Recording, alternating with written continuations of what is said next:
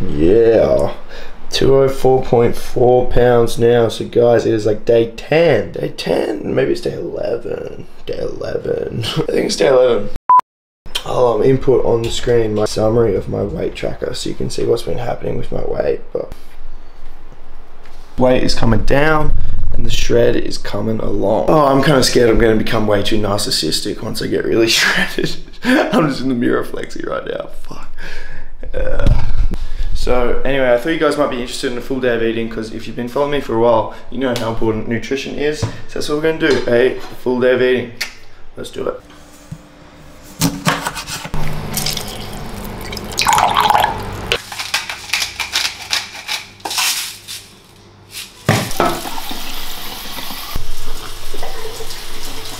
So that first thing you saw me having is my morning mineral cocktail, which is a great way to hydrate yourself, get some electrolytes in the system after you sleep, because you get dehydrated when you sleep. So I drink that, and then I drink like 3 cups of water. I love water. Fun fact about me, I also piss about 20 times a day. So that's the first thing I have. The next thing I have is, before you speak, coffee. Oh my God, just look at it. Look at it, guys. So sexy. How it's actually burning my knuckles. Oh, it's so hot.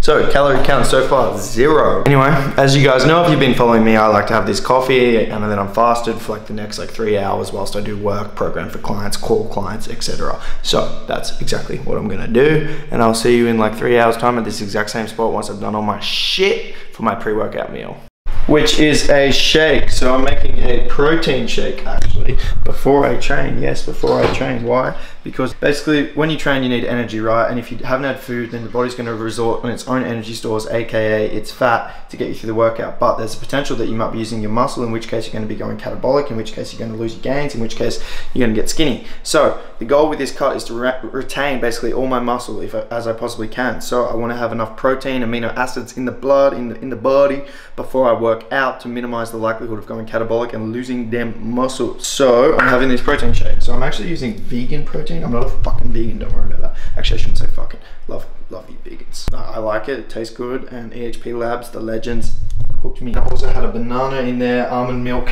I really messed up with the almond milk, because the almond milk actually has like 100 calories per 250 ml. I didn't get the low calorie one, which just sucks, because that was like 50 calories I just wasted.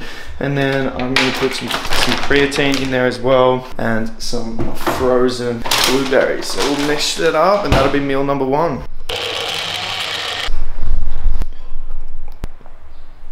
Not explain how good that tastes.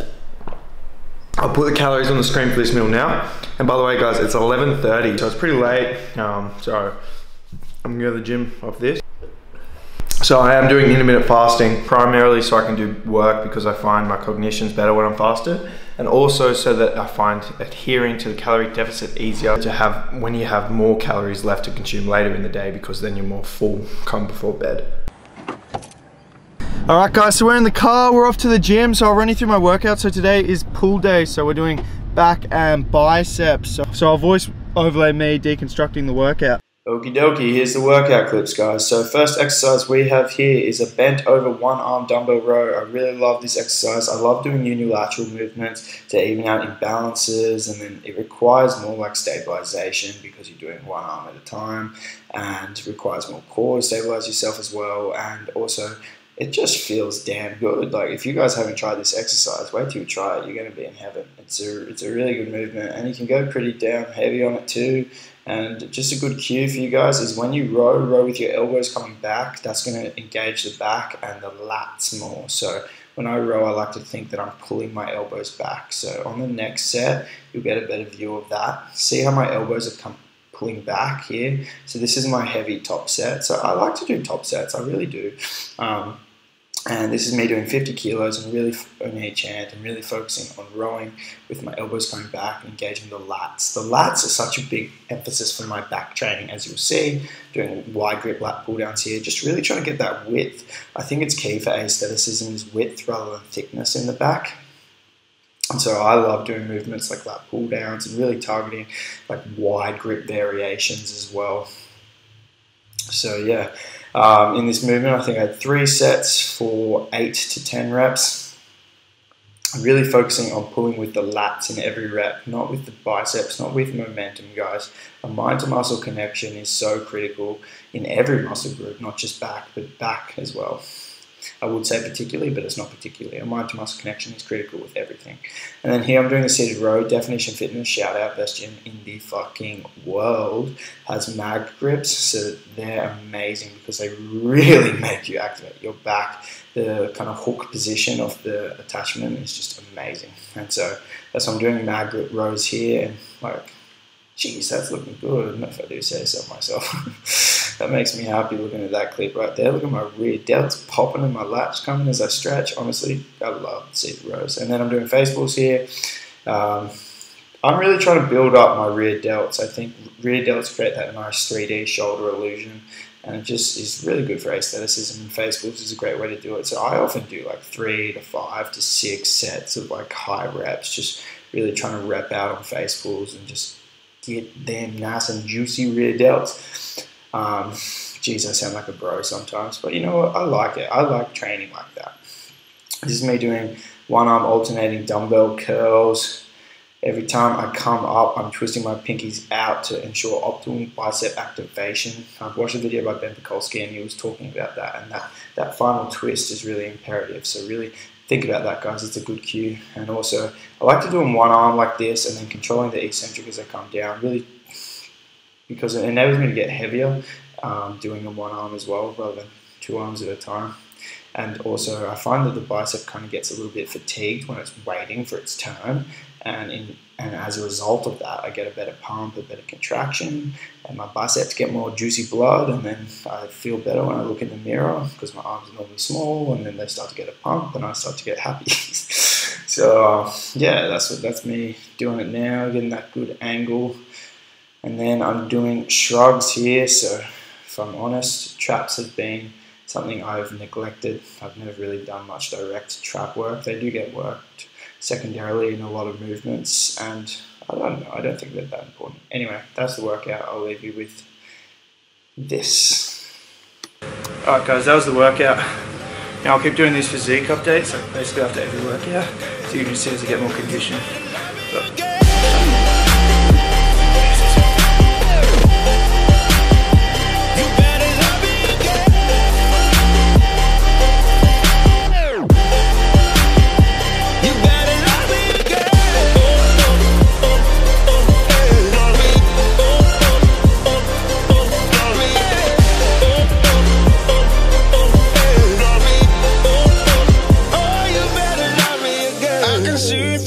Smoke, not what I imagined. I've been down this road before, and nothing is changing. Please help me up, don't shoot me down. My 3rd-second chance, but this is true romance. Help me up, don't shoot me down. My 3rd-second. Alright, so now finishing the workout with 10 minutes on the stair climber, just to burn some extra calories, get my sweat on. So that's what I've been doing lately, and it's been fun, helping me get lean. Loving it, loving the process. Can't wait to document it all with you guys. Thanks so much for watching. Now it's time to show you the rest of my meals.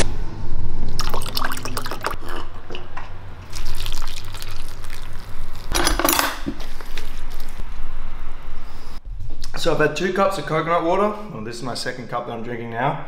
Carbs, taste amazing, hydration, electrolytes, and then protes. So I'm using vanilla oxy whey, so good. With 100 grams of frozen raspberries, 100 grams of frozen blueberries, and 125 grams of quick oats. Hopefully you guys are fans and you've been following me and you know how important it is to have carbs and protein after your workout. Oh my god, it's 2:30 guys, and this is my first meal other than that shake, which was only 300 calories. And this tastes so fucking good. You know what's awesome about like depriving yourself and being hungry and just having discipline in life? When you treat yourself or when you get to have things, you appreciate them so much more, seriously. It's like fucking sex, this is so fucking good. To snack, apples. Why? They fill me up heaps. I don't know why. 70 calories.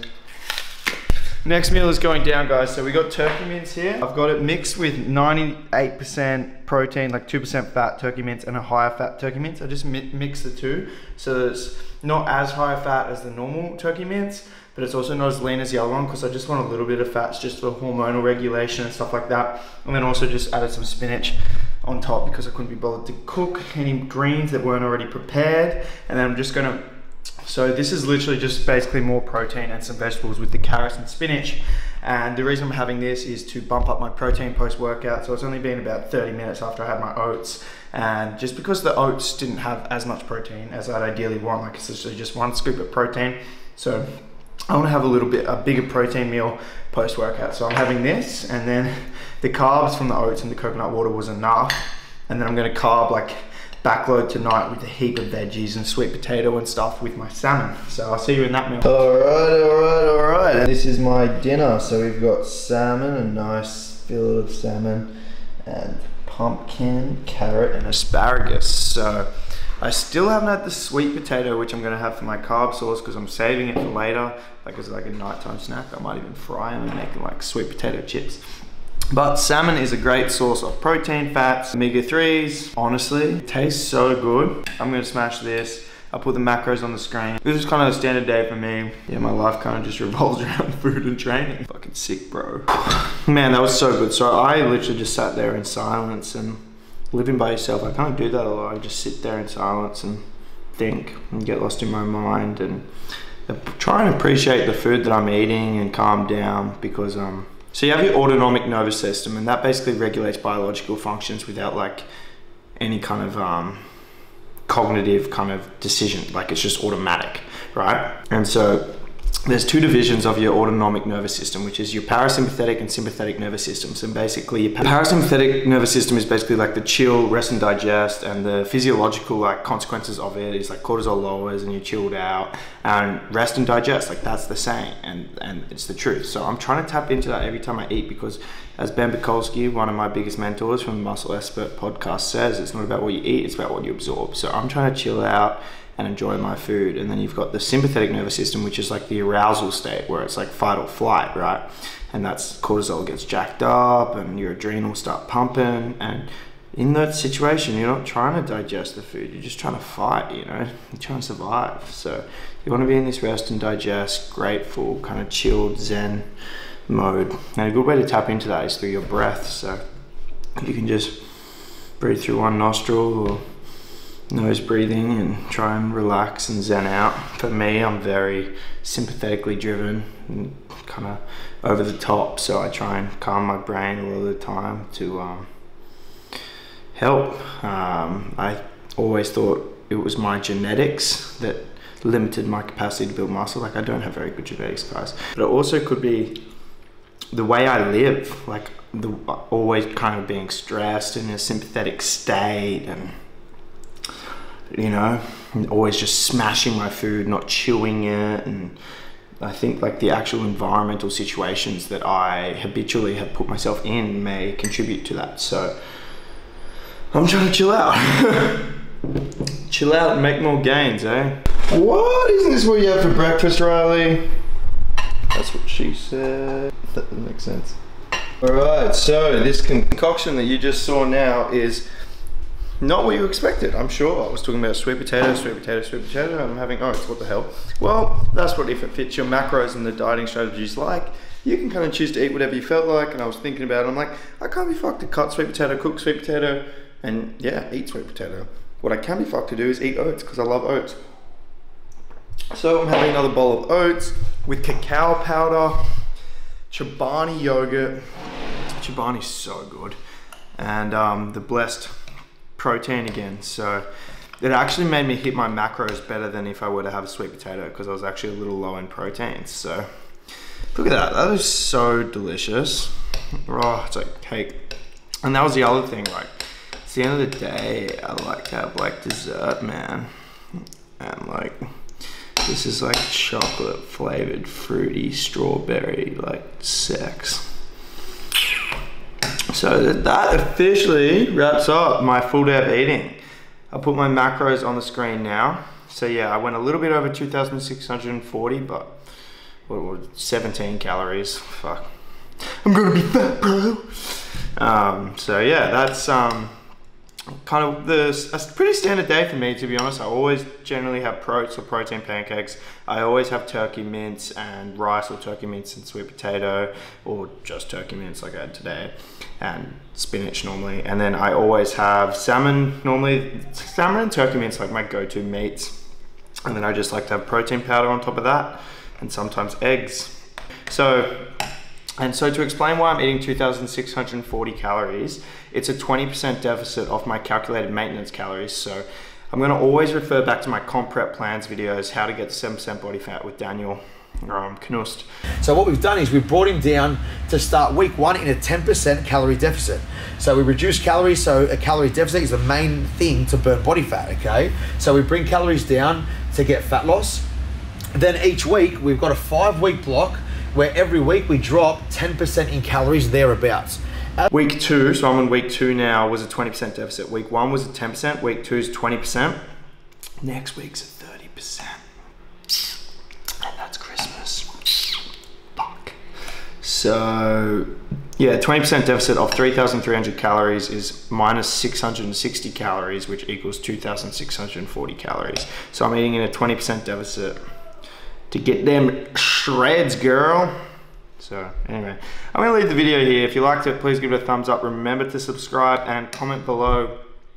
Whatever, just comment so it gets better interaction and more people see my videos. For some reason, like the algorithms of social media has really been fucked lately, and I'm just not getting the engagement that I want to be getting. Fuck vanity metrics.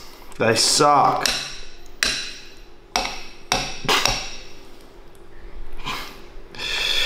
I just don't want to shut up. It's because I have no friends. So I just want to talk to you guys.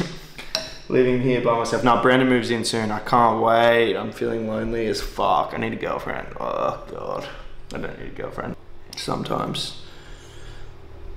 Look at me. What the fuck am I doing?